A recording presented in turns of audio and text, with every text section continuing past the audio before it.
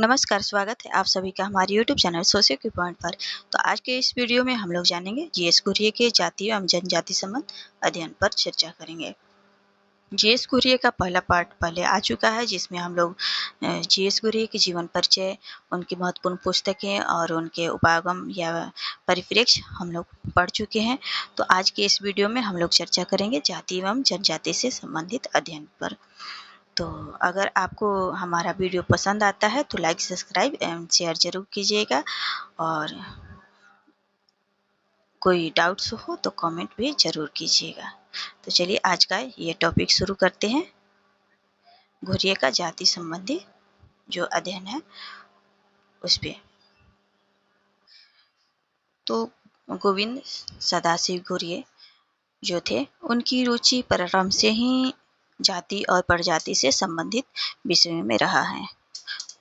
उनका पीएचडी भी इसी विषय में था, जो कि पीएचडी का उनका टॉपिक क्या था? जाति का निर्जातीय सिद्धांत। जाति का निर्जातीय सिद्धांत, जिसके आधार पर सन 1932 में भारत में उनकी पहली पुस्तक आई थी। किस नाम से? जाति और प्रजाति के नाम से ये प्रकाशित हुई। तो घुरिये ने जाति के उद्भव से लेकर के उसके भविष्य तक का विश्लेषण किया है। जब जाति के उद्भव और उसके आने वाले भविष्य तक का विश्लेषण किया है। घुरिये जो है वो जाति के प्रजाति सिद्धांत के समर्थक थे। जाति के प्रजाति सिद्धांत की अवधारणा कौन देते हैं? रिजले देते हैं। तो उसका समर्थन करते हैं। जीएस घुरिये जो है वो ऋग्वेद, मनुस्मृति या ब्राह्मण ग्रंथों का उपयोग करते हैं और यह सिद्ध करते हैं कि भारत में विद्यमान जाति परंपरा यहाँ की मूल व्यवस्था ना होकर के कहाँ की है? इंडो आर्यन संस्कृति का ब्राह्मण बच्चा है। ये बार बार पूछा जाता है, ध्यान रखिएगा। जाति जो है, भारत का जो जाति है वो कहाँ का है? इंडो आर्यन संस्कृति का ब्राह्मण बच्चा है।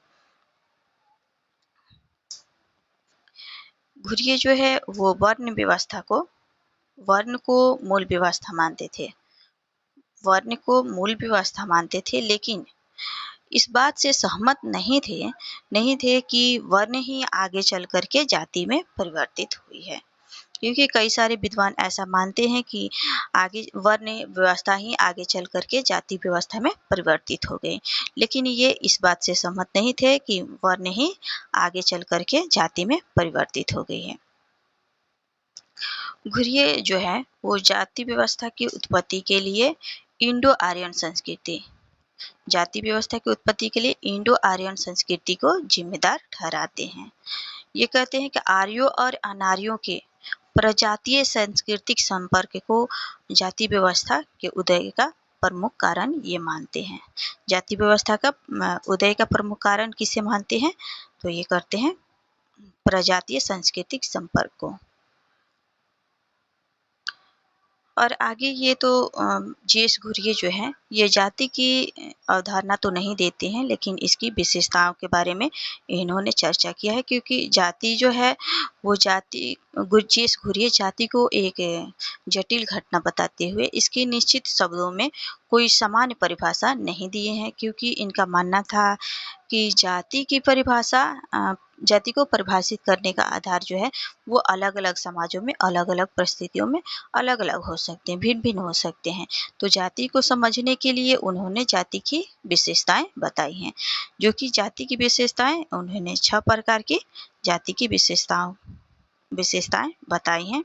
तो इसे भी आप लोग ध्यान से देखिएगा और समझिएगा, क्योंकि ये जो है जाति की विशेषताएं अन्य विद्वानों के अनुसार भी उन्होंने भी जाति की कई विशेषताएं बतलाई हैं, तो उनमें मिक्स हो जाता है। तो ये हमें ध्यान रखना होता है कि जाति की व्यवस्था कौन कौन से जीएस घुरिये ने बताई है या कौन कौन सी अम्बेडकर ने बताई है। तो इस तरह आपको ध्यान में रखना पड़ेगा कि जीएस घुरिये ने कौन कौन सी जो विशेषता है वो बताई हैं। तो सबसे पहले इन्होंने बताया है खंडात्मक विभाजन।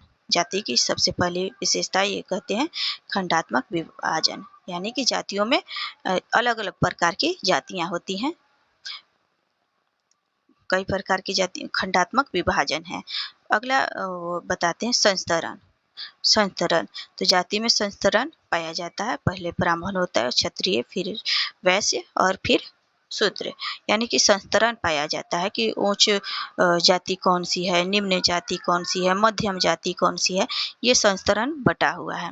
आगे अगला विशेषता ये बताते हैं कि खान पान और सामाजिक सहवास पर भी जातियों में प्रतिबंध होता है। कहाँ का कच्चा भोजन करना है, कहाँ का पक्का भोजन करना है, कहाँ पे निवास करना है, कहाँ पे नहीं निवास करना है, ये जाति व्यवस्था में ऐसा पाया जाता है। अगली विशेषता ये कहते हैं कि विभिन्न जातियों में नागरिक और धार्मिक नियोगिताएं एवं विशेषाधिकार पाया जाता है। अगली विशेषता ये कहते हैं व्यवसाय के स्वतंत्र चुनाव का अभाव पाया जाता है। जाति व्यवस्था में क्या होता है कि व्यवसाय के स्वतंत्र चुनाव का अभाव पाया जाता है कि जो लोहार का बेटा है या धोबी का बेटा है वो ब्राह्मण का काम नहीं कर सकता है। ऐसा मतलब जिस जाति में जन्म लिए हैं वही उसी का व्यवसाय करना है। यहाँ पे स्वतंत्र चुनाव का अभाव होता है, अपनी मर्जी से नहीं कर सकते हैं। अगली विशेषता ये बताते हैं अंतरजातीय विवाह, यानी कि अपने ही जाति में विवाह करना है, दूसरे की जाति में नहीं करना है, दूसरे की जाति में विवाह नहीं करना है। ठीक है, 6 विशेषताएं इन्होंने बताया है। चलिए अब आगे देखते हैं हम लोग। ये थी कुछ विशेषताएं जो है। अब आगे कहते हैं जीएस घुरिये। वास्तव में जीएस घुरिये एक जाति को उपजातियों में विभाजित मानते हैं, एक जाति को कई उपजातियों में विभाजित मानते हैं। इनका कहना है कि जो विशेषताएं जाति की देखने को मिल रही हैं वह वास्तव में उपजाति की भी विशेषता है और एक जाति के अंदर खान पान रहन सहन का भेदभाव पाया जाता है और अतः यह कहा जा सकता है कि उपजाति ही वास्तव में जाति की विशेषताओं को प्रकट कर रही है। आगे जीएस घुरिये का यह भी कहना है कि विवाह संबंध जो है वो कहीं ना कहीं वास्तविक रूप में रक्त संबंधी और लोगों को निकट लाने में महत्वपूर्ण माध्यम है। जो अपनी ही जाति में शादी करते हैं, मतलब ये जो विवाह संबंध है यही क्या है कि जाति व्यवस्था को एकदम सुचारू रूप से बनाए हुए है और इन लोगों को रक्त संबंध और भी निकट लेके आ रहे हैं। अतः और ये अंतः विवाह जो है वो जाति व्यवस्था की रीढ़ है। घुरिये के अनुसार अंतः विवाह ही क्या है, जाति व्यवस्था का रीढ़ है और जब तक यह कमजोर नहीं होगा, जब तक जाति व्यवस्था कमजोर नहीं होगा, मतलब अंतर जातीय विवाह जब तक नहीं होगा तब तक जाति की समाप्ति नहीं होगी। इसके लिए घुरिये का क्या सुझाव है? इसके लिए घुरिये का सुझाव है कि अधिक से अधिक अंतरजातीय विवाह किया जाना चाहिए, अपने जाति से बाहर भी विवाह किया जाना चाहिए, तभी जा करके जाति व्यवस्था क्या होगा, कमजोर पड़ेगा।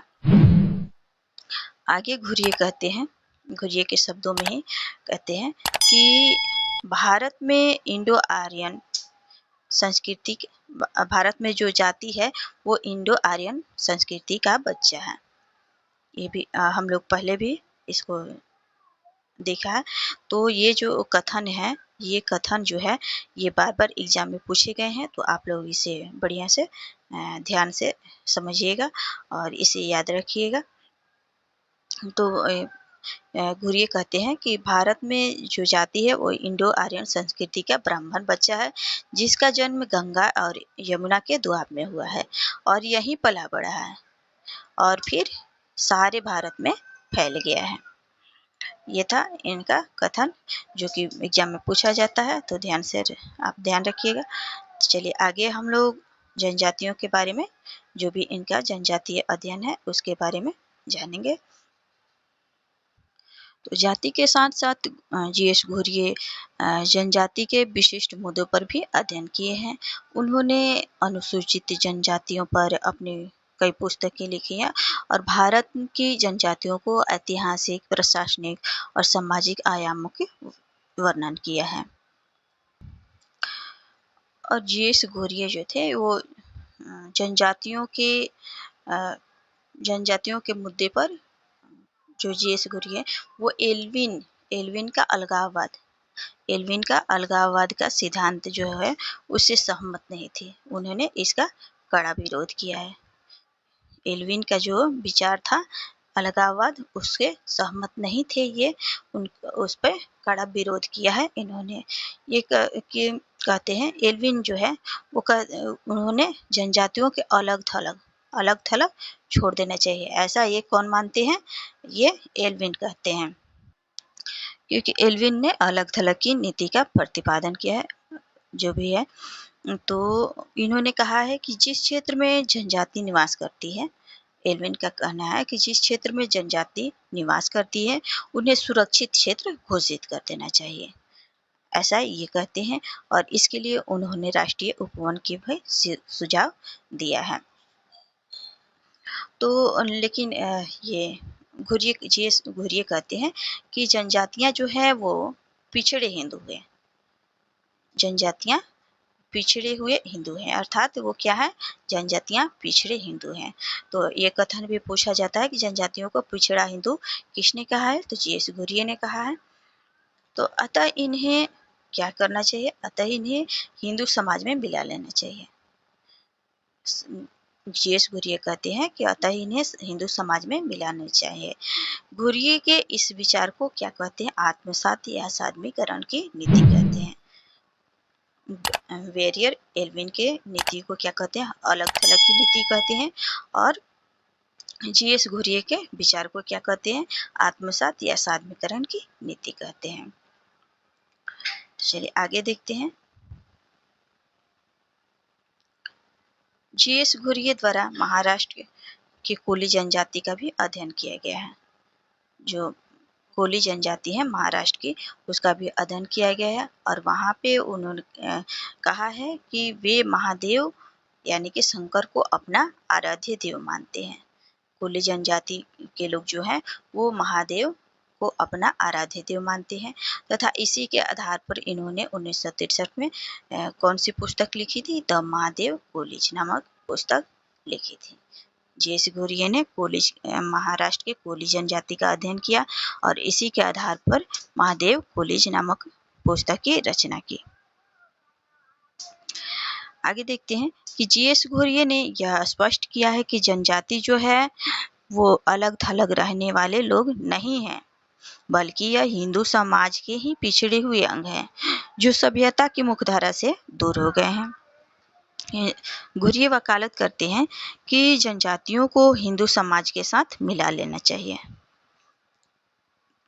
ताकि वे आर्थिक और शैक्षिक रूप से विकसित हो सकें। और इसके लिए उनका मानना था कि जनजातियों को जंगल में अलग थलग रखना उन्हें राष्ट्रीय एकता से दूर करना है। इसके लिए उन्होंने यह तर्क दिया था कि जो